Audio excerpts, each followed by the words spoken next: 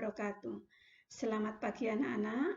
Alhamdulillah hari ini kita bertemu lagi dalam kelas BK-TIK dalam jaringan. Sebelum kita mulai, marilah kita berdoa bersama-sama. Berdoa dipersilahkan. Selesai. Semoga dengan doa tadi membawa keberkahan pada pembelajaran kita hari ini. Baiklah anak-anak, pada hari ini kita akan belajar materi yang pertama yaitu tentang perangkat keras komputer. Nah, ini adalah materi BK-TIK kelas 8. Diharapkan nanti di akhir pembelajaran kalian akan memahami apa saja sih perangkat keras komputer, terutama dengan fungsinya, berdasarkan fungsinya. Apa saja perangkat keras komputer berdasarkan fungsinya. Itu kalian diharapkan nanti di akhir pembelajaran bisa mengidentifikasi perangkat keras komputer, terutama sesuai dengan fungsinya. Kita pelajari satu persatu ya. Kita mulai dengan perangkat keras itu sendiri. Nah, perangkat keras itu biasanya disebut dengan hardware. Hardware itu sama dengan perangkat keras. Nah, pengertiannya adalah semua jenis komponen yang ada pada sebuah komputer atau laptop yang mana bagian fisiknya dapat terlihat secara kasat mata dan dapat dirasakan secara langsung. Jadi bisa kamu pegang semua alat yang ada pada komputer, kemudian bisa kita pegang, bisa kita lihat, bisa kita pegang, itu disebut perangkat keras atau hardware. Jadi bisa dikatakan jika hardware adalah peralatan fisik komputer yang berguna untuk melakukan proses input, proses dan output. Jadi nanti ada yang fungsinya sebagai input, kemudian proses, output, dan yang terakhir adalah storage atau penyimpanan. Pengertian ini Ibu ambil dari hot.liputan6.com.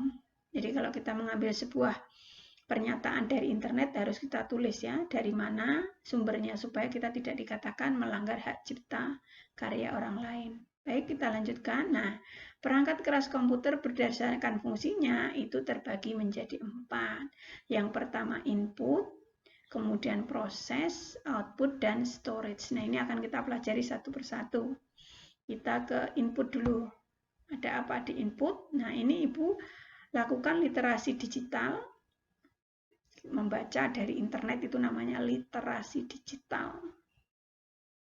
Nah, itu ambil dari baktikominfo.id.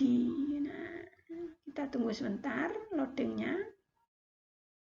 Ini juga bisa kamu lakukan di rumah ya. Jadi kalau kamu punya gadget itu gunakan untuk mencari ilmu, tidak hanya untuk bermain game. Nah, ini ada gambarnya. Nah, ini adalah macam-macam perangkat keras input pada komputer dan fungsinya. Ini ada webcam, ada mikrofon, nah, ada printer, ada headphone, ada printer lagi, ini scanner ya. Kemudian ada monitor, speaker, webcam, dan layar monitor. Nah, sekarang kita pelajari satu persatu ya. Nah, ini yang pertama keyboard. Keyboard itu mengapa dikatakan alat input? Input itu kan masukan ya. Jadi alat-alat yang berfungsi untuk memberi masukan pada sebuah komputer itu disebut input device atau perangkat keras input. Yang pertama keyboard. Kalau kita memasukkan angka, huruf itu kan kita nutulnya di keyboard. Makanya keyboard itu dikatakan perangkat keras input. Nah, kemudian mouse juga gitu. Kalau kita ngeklik perintah kan kita pakai mouse, selain bisa pakai kursor ya. Kemudian joystick. Nah, joystick itu seperti apa nanti kita lihat ya.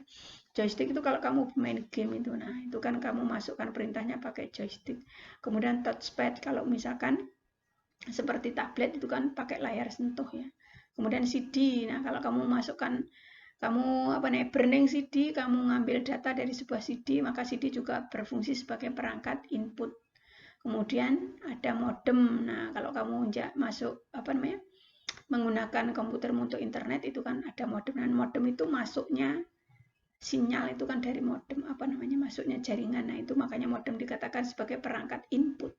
Kemudian flash disk, hampir sama dengan CD tadi. Kalau kita misalkan ngopi kan kita ngambil datanya dari flash disk, makanya flash disk bisa dikatakan sebagai perangkat input. Kemudian ada CD, DVD, kemudian ada digitizer. Nah, ini hampir mirip seperti barcode ya. Ini jarang dipakai memang di kita Isar nih. Kemudian barcode. Nah, ini barcode scanner itu kalau kamu ke mall itu loh, kan ada ditempelkan gitu ya. Nah, itu untuk memasukkan data berupa angka. Kemudian light pen, ini untuk kalau touchpad, kalau touchscreen, kalau layarnya layar sentuh itu bisa pakai light pen. Kemudian scanner. Nah, kalau kamu moto dokumen itu kan di scan, kemudian baru filenya dimasukkan dalam komputer. Makanya scanner juga termasuk perangkat input ya. Kemudian trackball, nah ini seperti mouse ini, tapi berbentuk bulat. Kemudian mikrofon, kalau data yang kita masukkan berupa suara, merekam suara, makanya kita gunakan mikrofon untuk memasukkan suara. Makanya mikrofon dikatakan sebagai perangkat keras input. Kemudian webcam, kalau merekam seperti ibu ini kan pakai webcam. Nah, makanya webcam itu juga disebut sebagai perangkat input. Nah, itu ada 15 ya, 15 perangkat input. Kemudian kita masuk ke berikutnya, ke proses. Sekarang kita lihat apa saja perangkat keras di bagian proses. Oke, ini Bu ambil dari paperplane_tm.site. Nah, ini adalah perangkat keras pemrosesan pada komputer. Nah, apa saja? Nah, kita lihat ada arithmetic and logic unit ALU. Nah, ini bagian yang berfungsi mengolah data. Jadi, kamu menulis A, kemudian munculnya A. Nah, itu yang mengolah itu si arithmetic and logic unit ini. Nah, ini ada dua, arithmetic unit, kemudian boolean logic unit atau unit logika boolean. Ini nanti kalau kamu berikutnya belajar bahasa pemrograman itu akan paham ya. Kemudian ada control unit. Nah, ini ada di CPU. CPU itu singkatan dari kontrol prosesor unitnya.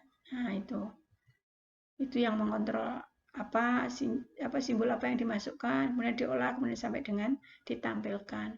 Kemudian register itu kayak misalkan kita ketik, itu kan kita tahunya ketik A keluar A gitu ya. Jadi sebenarnya sepersekian detik itu ada prosesnya, didata dulu di register, kemudian diolah oleh si CPU, akhirnya baru tampil. Nah, CPU pun ada beberapa. Nah, ini kemudian berikutnya, nah ini RAM, ada ROM, nanti juga kita pelajari satu persatu apa bedanya.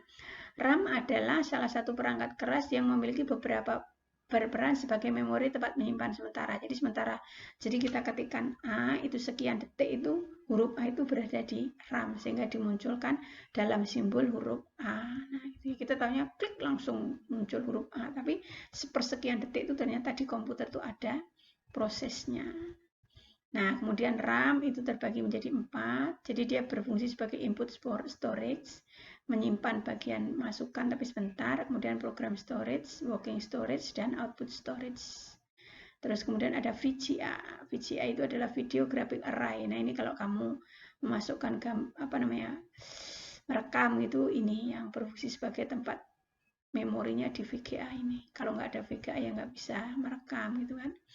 Kemudian, nah ini ada dua jenis, ada VGA card on boot, ada VGA card on add-on. Add-on itu berarti terpisah ya. Nah, kemudian motherboard. Nah, ini motherboard ini namanya mother kan ibu ya. Ini adalah induknya. Ini berisi papan sirkuit yang berisi komponen kecil-kecil gitu ya. Kalau ini sudah rusak biasanya memang agak susah. Nah, oke, kemudian ada power supply. Power supply itu apa? Ya, yang menyediakan arus listrik. Jadi kalau kamu colok itu listriknya tuh masuknya ke sini, ke power supply yang memberikan energi pada komputer untuk menyala. Kemudian ada prosesor. Nah, ini bentuknya seperti ini. Fungsinya ini adalah pengolah utama, pusat pengendali berbagai perangkat komputer yang paling utama pada komputer. Ini dikenal dengan, jadi di dalam CPU tuh ini ada ini. Kemudian ini ada I/O card, input output card. Jadi ini tempat masuk dan keluarnya data itu I/O card. Nah, itu ya, itu tadi beberapa perangkat keras yang ada pada bagian proses. Kita lanjutkan sekarang ke bagian output. Nanti ada alat yang masuk ke bagian input, ada perangkat keras yang masuk ke bagian input dan ada yang sama. Nah, sekarang kita lanjutkan perangkat output. Perangkat keras bagian output diantaranya ada headphone. Nah, ini kalau kita masukkan data berupa suara kan keluarnya lewat speaker yang ada pada headphone. Bisa juga langsung di komputer. Jadi di komputer kita tuh ada speaker dan ada mikrofon. Speaker untuk mengeluarkan bunyi, sementara mikrofon untuk memasukkan bunyi. Nah, itu ya bedanya speaker dan mikrofon. Kemudian ada monitor. Nah, kalau data yang kita masukkan berupa data grafis kan munculnya di monitor. Kalau berupa suara tadi masuknya di headphone ya, di speaker. Nah, kemudian plotter. Nah, ini kalau kamu membuat seperti itu loh, baliho itu besar-besar itu mesin cetaknya namanya plotter. Nah, kalau buat sekarang tuh namanya apa tuh? Banner. Nah, banner itu kan ukurannya besar-besar. Mesin cetaknya itu nggak printer tapi plotter. Kemudian printer itu sendiri untuk mengeluarkan hasil yang berupa cetakan. Kemudian ada proyektor. Nah, kalau kita mau data yang outputnya itu kita keluarkan dalam bentuk layar, nah itu kita butuh proyektor untuk menayangkannya. Kemudian speaker. Nah, tadi sudah Ibu singgung bahwa speaker itu untuk mengeluarkan suara, kalau mikrofon untuk memasukkan suara ya. Kemudian ada modem, ada network card, touchpen, sama headset, faksimiil mic. Nah, ini.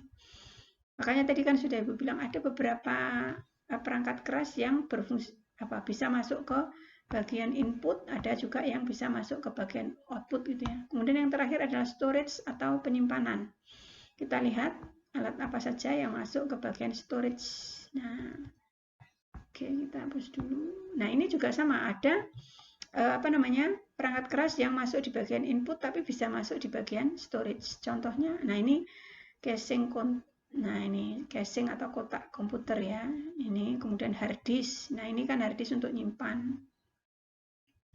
Ini hard disk di dalam, ini di dalam komputer. Kemudian ada CD-ROM. Ini CDR. Ini untuk bukan CD-ROM ya, maksudnya compact disc record untuk merekam. Nah, ini. Tapi sekarang sudah jarang dipakai orang. Kemudian ada RAM. Nah, tadi ada ROM, sekarang ada masih RAM juga ya. RAM itu random access memory, itu ada di dalam komputer itu sendiri. Kemudian motherboard, ini juga untuk mohon maaf ini apa ya? Iya, motherboard itu juga berfungsi sebagai untuk menyimpan data. Kemudian ada CPU. Oke, ini floppy disk, disket ya. Kalau sekarang tapi sudah jarang yang pakai disket. Nah, ini flash disk ya, berbagai macam flash disk. Kemudian card reader. Ini card reader itu bisa berfungsi sebagai input loh ya. Kemudian, nah mungkin itu saja. Oke, kita kembali lagi ke materi kita. Sekarang kita lihat satu persatu. Nah, ini kalau perangkat, ini gambarnya aja ya. Ini ada perangkat keras input itu ada keyboard, ada mikrofon, ada scanner, ada mouse, CD, USB. Nah, ini yang Ibu katakan sebagai barcode tadi ya. Ada modem dan terakhir ada joystick. Nah, itu perangkat keras input. Sekarang perangkat keras proses. Ada apa tadi? Hard disk. Ada RAM ya, RAM. Kemudian ada power supply, ada motherboard. Nah, kemudian perangkat keras outputnya ada layar, ada headset, ada LCD, ada plotter, kemudian printer dan speaker. Nah, terus yang terakhir perangkat keras storage ada USB, CD, hard disk, kemudian ini hard disk itu tadi hard disk internal, kalau ini eksternal. Nah, materi kita hari ini Ibu ambil dari pixabay.com, hot.liputan6.com, baktikominfo.id, idn.paperplane.tm.site, komputertips.com, intanada.wordpress.com. Ini harus kita tulis ya, supaya kita tidak tidak dikatakan sebagai plagiat atau sebagai pelanggar hak cipta. Kemudian kalau untuk gambar-gambar tadi semuanya Ibu ambil dari paxibuy.com itu juga gambar-gambar yang sifatnya gratis. Jadi kita kalau mengunduh gambar nggak boleh copy paste, harus kita cari situs yang menyediakan gambar gratis, kemudian kita unduh, kita tulis dari mana sumber gambar tersebut. Baiklah anak-anak, itu saja kiranya materi kita pada hari ini. Semoga apa yang Ibu berikan bermanfaat. Ketemu lagi nanti di materi berikutnya tentang sistem operasi. Doakan semoga kita semua selalu diberi kesehatan. Ibu akhiri dengan wabillahi taufiq wal hidayah. Wassalamualaikum warahmatullahi wabarakatuh.